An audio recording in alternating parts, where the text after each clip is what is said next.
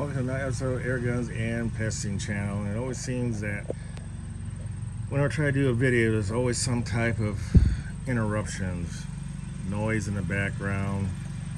Y'all can probably hear a lawnmower going on in the back, so I apologize for that. But this is the best time for me to do the actual video recording. So what I have in front of you is 3 different models or different manufacturers of some of my favorite underlevers. I have a total of 5 underlevers, the cheapest being my eBay industry brand B3 1 underlever that I did a video just recently at a pesting permission, and I also did a video of that particular gun about a year or so ago when I tore it down and did some work on the trigger and gave it some love. And then of course just recently I just picked up TX 200 MK3 and 2.2, which is on the table in front of you, the furthest one out. And then I got another one in a case, Wyrock HW97 and 20 cal, but that's not on the table because it's basically what I'm doing a review on is to show you the 3 different manufacturers and their version of their highly regarded underlevers. So let's start with take a look at the various ones here. We have here the blue laminate is my favorite out of all of my underlevers because of the laminate stock and because it just shoots, it's just crazy accurate. And that's the Wyrock HW97 chambered in 177. And by the way, all of these guns on the table, I already have put the PG4 HO Vortec tune kits in them. I've been very happy with them, and it made a big difference in the guns. So, let you guys see up close some of these guns here that I have. The Wyrock 97. He's got some Rowan Engineering bling bling parts. The cocking handle,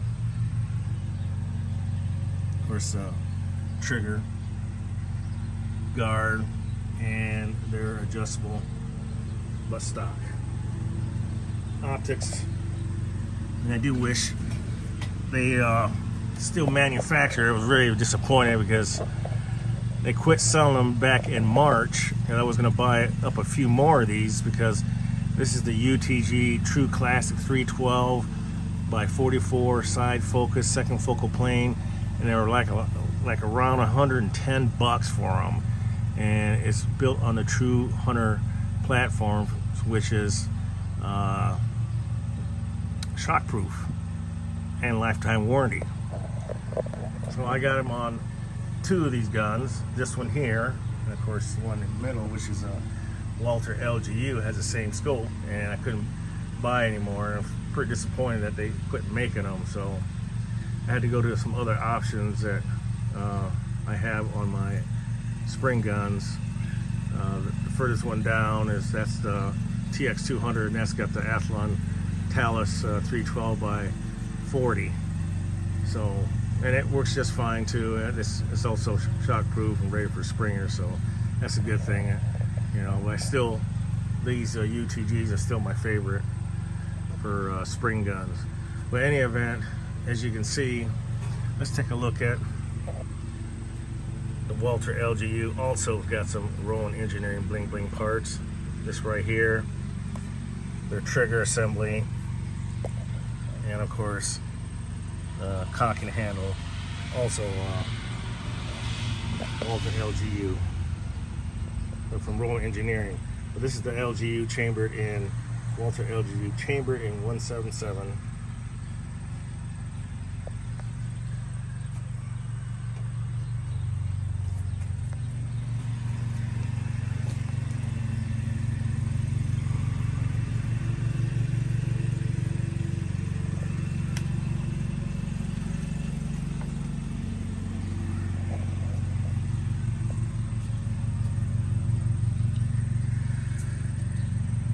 lengthwise, without me getting a tape measure, it looks like they're all about the same length. Weight wise, well, they are going to be a little bit on the heavy side, but I will weigh one of them just to give you an idea what it weighs in at. I think I gave you the weight when I did the review on the TX200, but Air Arms, this is Air Arms version, TX200. The wood, I'm going to say between the TX and the LGU are going to be both beech wood, I believe. I have no information about this one, LGU, because I bought it secondhand and no information as what kind of wood it is, but judging by the grain, and I could be completely wrong unless one of you guys has one and can chime in and let me know, I think it's beechwood. But here is the TX, Aram TX200 MK3. This one's in 22 caliber. And if I hadn't said it before, on the LGU, that is also, not also, but 177. And of course, Wyrock is 177, Wyrock. Now, what are the real differences between the TX, the Walter LGU, and HW97? Well, all three have their special, I don't know if they say special, but their triggers are known for, you know, very good second stage trigger. One that lacks behind unless you do some aftermarket upgrade, which I did to the LGU. The LGU, I had to go with the Rowan Engineering trigger mod kit when I ordered the bling bling parts for this LGU.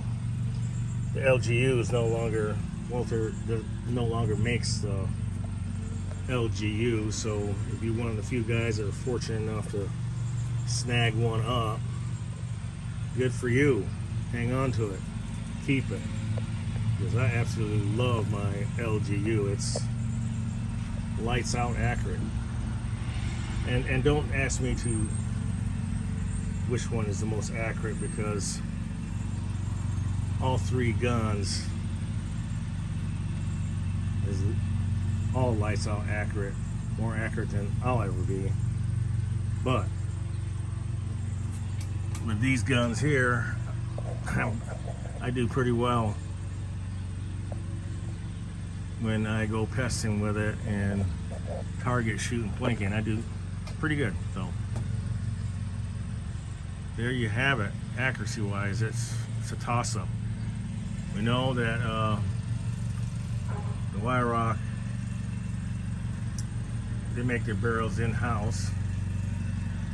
We know the Walter LGU is obviously their barrels, Walter barrels, and Air Arms also uses Walter barrels. Now, the one thing I give kudos to Walter is they certainly thought about the left-handed shooters, because they made this stock ambidextrous. Look at this one here. Right-handed shooter. This one is made for a left-handed shooter, but you have to special order for the left hand and it'll cost you an extra $100+. So this is the left-handed version. The safeties, LGU has got a sliding up and down button. The TX and the HW97 are all button button here, push, push.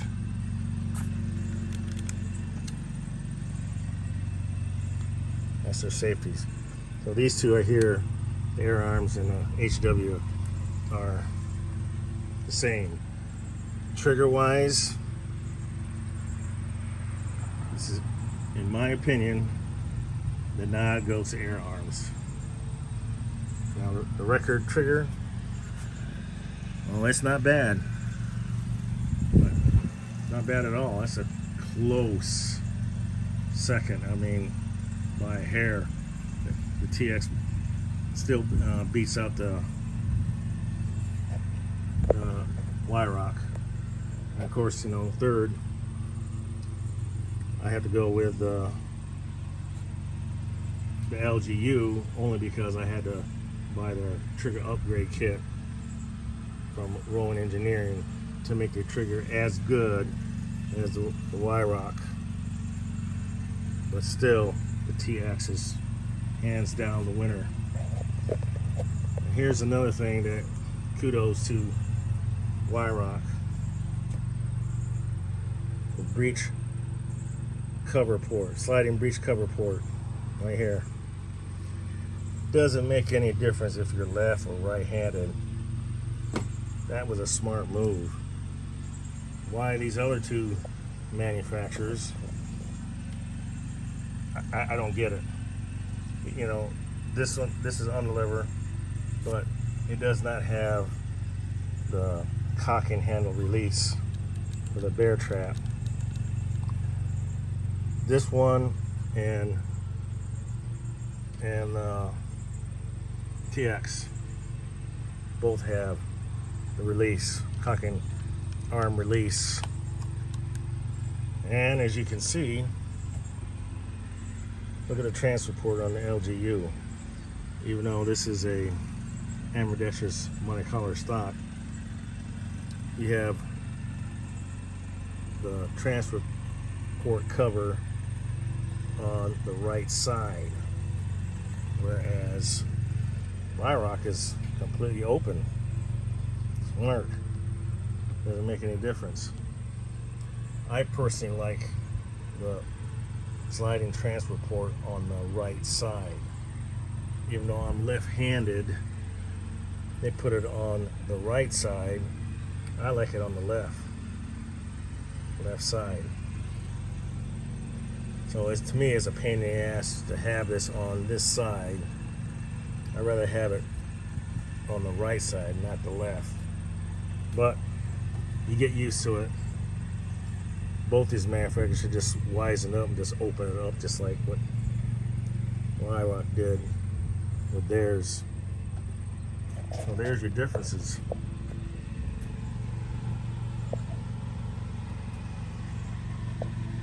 Three manufacturers. And these are their best underlevers out there in the market.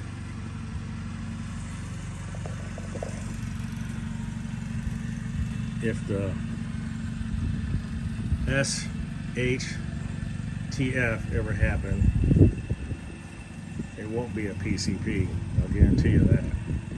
It'll be an underlever or a brake barrel that I would have to get a PCP. Unless you want to do some hand pumping with it. There's too many things that can go wrong with the hand pump. Of course, you know, if the SHTF ever happened, probably won't have electricity. So how are you gonna pump your PCPs up? Your only choice is spring guns, whether it's underlever or brake barrel. And I'm gonna do a video on that, which ones that I would actually have an SHTF happens. So let me grab one of these. I'll grab the LGU and get you a weight so you get an idea what the actual weight is. But I already did a review on all three of these guns. You can check out my accuracy testing with the guns, and They are. They're very accurate guns. You know, I'm just I know that PCPs are really more popular, and don't get me wrong, because I have a lot of PCPs, but I tell you what, I would never get rid of my PC or my spring guns for a PCP. That's why I still have my spring guns, because I can shoot Springer or PCP. It doesn't make me any difference. I have love for both, but I would never sell a spring gun. And if you sold yours, well, shame on you, in my opinion. You can't tell me that it's hard to shoot. Well, unless you got a Gammo, laugh out loud, then yeah, you have a problem. And you know, I did not understand why you get rid of it. But if you got like the Gammo bone collector, for instance, now that for a Gammo, and that's not spring, it's gas ram. There you go, gas ram. That still shoots pretty good, and I shoot that Gammo bone clicker pretty good. I did a video on that. I'm shooting out to my 30-yard zero backstop. So if you guys didn't gave up on spring guns because they're not accurate, well, I can tell you one thing, with the exception of Gammo air rifles, the ones you buy at Walmart, you know the ones I'm talking about, the sporting goods stores. If you had a RWS 34 or a Y-Rock, shame on you for getting rid of it, because it's not the gun, it's the shooter. The shooter is just going to make the gun accurate. The gun's already accurate. The shooter has to put the time in to get tight groups. And y'all know I can't shoot. So there you have it. Spring guns. I'll keep these first and get rid of all my PCPs. That you can count on. If I ever decide to get rid of my PCPs, these will stay, because they're a lot easier to maintain. I know how to shoot them. So let's enough talk, and let's weigh one of these guns and close this out. 11 pounds, 16 ounces, and that's fully scoped. All right, folks. Stay safe, shoot straight, may your pellet hit his target. We'll see you on the next episode of Air Guns and Pesting Channel. See ya.